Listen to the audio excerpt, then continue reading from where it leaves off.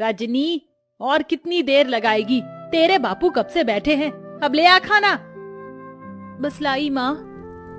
रजनी को खाना लाता देखकर पिता किशन ने मुस्कुराहट से पूछा, अरे आज मेरी बिटिया ने क्या क्या बनाया है? बाबा, मैंने आपके लिए भिंडी की भुजिया बनाई है और सूखे आलू भी। फिर तो आज मैं पेट भर कर रोटी खाऊंगा। 2 तरह की सब्जी बनी देखकर ललिता बड़बड़ा उठती है। अरे लड़की, 2 टाइम की सब्जी एक ही बार में क्यों बना दी तूने? एक तो ऐसे ही तेरे बाबा की कमाई धमाई नहीं है और महंगाई इतनी है। जाने दो ललिता, अब तो बना दिया बिटिया ने। कल को ब्याह कर अपने ससुराल चली जाएगी ना तो बहुत रोगी तुम। अब गुस्सा थूक दो और बिटिया के हाथों का खाओ। ये लो। किशन जैसे ही खाने का निवाला ललिता को खिलाता है, ललिता का मुंह चढ़ जाता है। आथू, अरे बेलुड़ी, आज फिर तूने रोटी जला दी। अरे तेरे दादा परदादा की आटा चक्की नहीं जो मुफ्त का आटा आता है, दाम देखकर खरीदना पड़ता है। रोज रोज जली रोटी बनाती है। यही हाल रहा तो पता नहीं ससुराल जाएगी तो कैसे बरसेगी।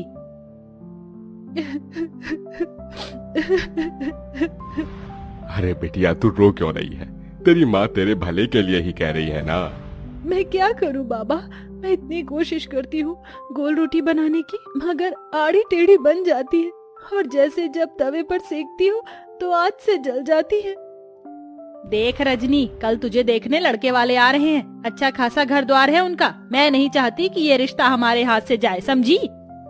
अगले दिन सरस्वती अपने परिवार के साथ रजनी को देखने आती है। रजनी नजरें झुकाए हाथों में चाय नाश्ता लिए आती है। जी नमस्ते, लीजिए।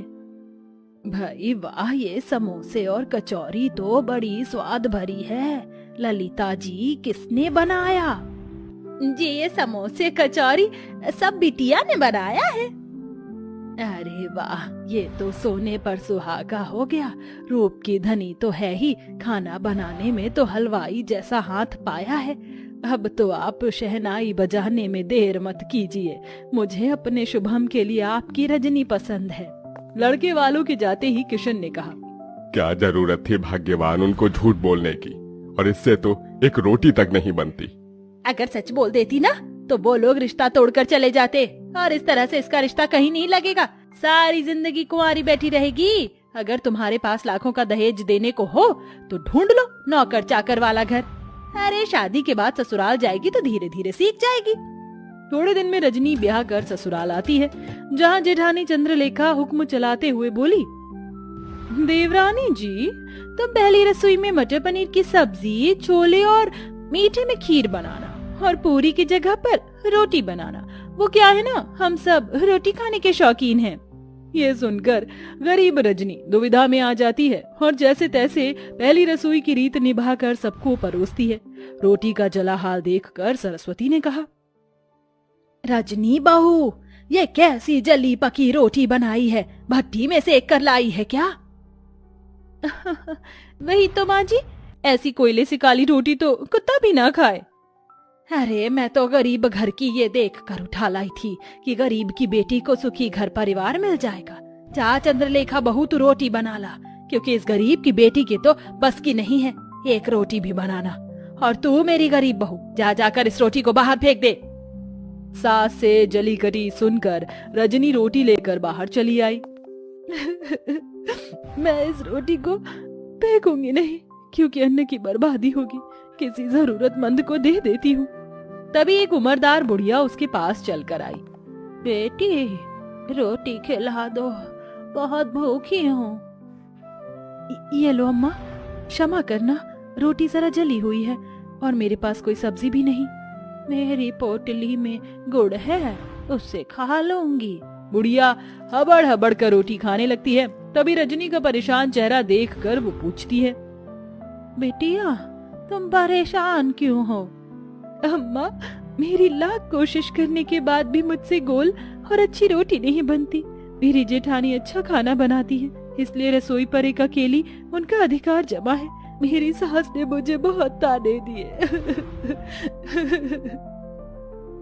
तत्पश्चात बुढ़िया पोटली में से एक तवा उसे देकर बोली, ये लो बेटी, ये जादुई तवा है। इससे अब तुम्हारी सारी परेशानी टल जाएगी। इस तवे पर बनने वाली रोटी जादुई रोटी होगी। धन्यवाद अम्मा।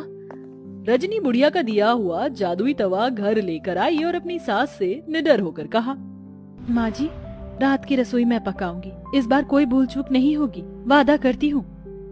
लगता है सवेरे की बेइज्जती से मेरी गरीब देवरानी का मन नहीं भरा, जो फिर जली कच्ची रोटी बनाकर नाक कटवाना चाहती हैं। देवरानी जी को एक मौका दे दीजिए माँ जी। ठीक है, मगर इस बार की रोटी भी तूने जली बुरी बनाई तो मैं तुझे कतई माफ नहीं करूंगी मेरी गरीब बहू। रजनी रसोई में लग जाती है। सब्जी तो बन गई, अब फटाफट से रोटी बनाती हूँ। रजनी जैसे ही चूल्हे पर तवा चढ़ाती, वह खरे सोने के समान चमचमाने लगता है। वह टेढ़ी मेढ़ी रोटी बेलकर तवे पर जैसे ही डालती है, रोटी जादू से एकदम गोल आकार की बन जाती है। अरे वाह, पहली बार मेरी रोटी एकदम गोल और प्यारी बनी है। ऐ मेरी जादुई रोटी, मैं चाहती हूँ कि तुम एकदम फूली बन जाओ। गरीब रजनी के कहते जादुई रोटी फूल कर गोल मटोल हो जाती है। वह सभी को रोटी परोसती है, जिसे खाकर सब दिल खोल कर तारीफ करते हैं। वाह रजनी बहू, तुम्हारी बनाई रोटी में अमृत जैसी मिठास भरी है। सचमुच रजनी, बिना सब्जी के भी रोटी बड़ी स्वाद लग रही है। सच में रजनी बहू, तेरे हाथ की रोटी खाकर तो जी ही नहीं भर रहा। जाने क्या जादूगरी भरी है तेरी इस रोटी में। धन्यवाद माँ जी। रजनी की तरफदारी सुनकर चंद्रलेखा भीतर ही भीतर जल भून रही थी। सवेरे तो एकदम गुड़गोबर खाना बनाया था इसने, एकदम से ऐसा क्या चमत्कार हो गया जो मेरी गरीब देवरानी इतनी गोल फूली रोटी बना लाई। यूं ही दिन गुजरने लगे। तवे के सहारे रजनी ससुराल वालों को जादुई रोटी बनाकर खिलाती। सभी उससे खुश रहने लगे। एक दिन उसके माता पिता उससे मिलने आए। जी नमस्ते। समधन जी, समधी जी, आप दोनों आइए ना। रजनी बहू, देख तो कौन आया है। अपने गरीब माता पिता को देखकर रजनी की आंखों में आंसू छलक आए। माँ, बाबा, कैसे हैं आप? हम ठीक है बिटिया, तुझसे मिलने का मन किया तो आ गए। तुझे सुखी देखकर अच्छा लगा। अब चलते हैं। अरे ऐसे कैसे आए हैं, तो अपनी बेटी के हाथों की रोटी खाकर जाइएगा। रजनी रसोई में आकर रोटी बनाने में लग जाती है। आज मौका अच्छा है, जाकर देखती हूँ ये माजरा क्या है।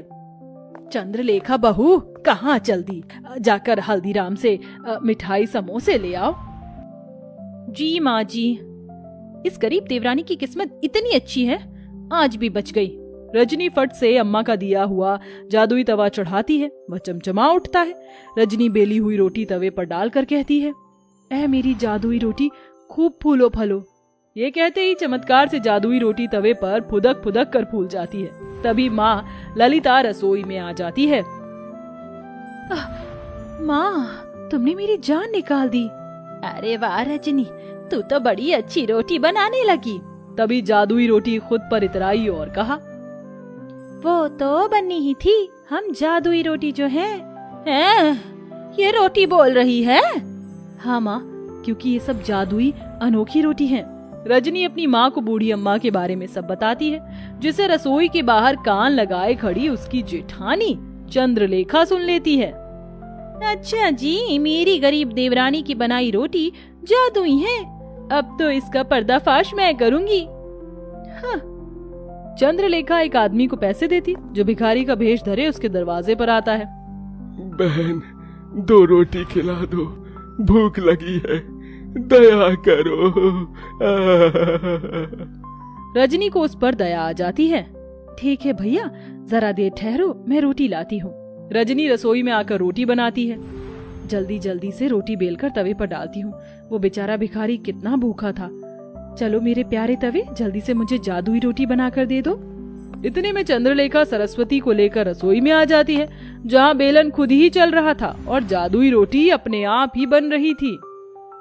देखा सासू माँ, मेरी ये गरीब देवरानी जादूगरी जानती है। पता नहीं क्या टोना टोटका कर रही है, जो रोटी खुद ही बन रही है। नहीं नहीं माँ जी, जेठानी जी मुझ पर झूठा दोष लगा रही है, ये सच नहीं है। अरे मैं जो आंखों देखी देखूंगी उसे ही तो सच मानूंगी ना। रजनी बहू, तू डायन तो नहीं? नहीं माँ जी, अपनी सच्चाई का सबूत देते हुए रजनी जादुई रोटी और तवे के बारे में सब बता देती है, जिससे दूध का दूध पानी का पानी हो जाता है। इसके साथ तवे का जादू भी चला जाता है। चंद्रलेखा बहू, तुमने जलन और बैर में रजनी बहू को गलत दिखाया, और रजनी बहू तो क्या हुआ जो इस तवे का जादू चला गया। अब तुम्हें रोटी बनाना तुम्हारी सास सिखाएगी। माँ जी, रजनी रोते हुए अपनी सास के गले लग जाती है और बड़े चाव से न केवल रोटी बनाना बल्कि सब कुछ बनाना सीख लेती है। दोस्तों, मेरे चैनल को जरूर सब्सक्राइब करें। आपका बहुत बहुत धन्यवाद।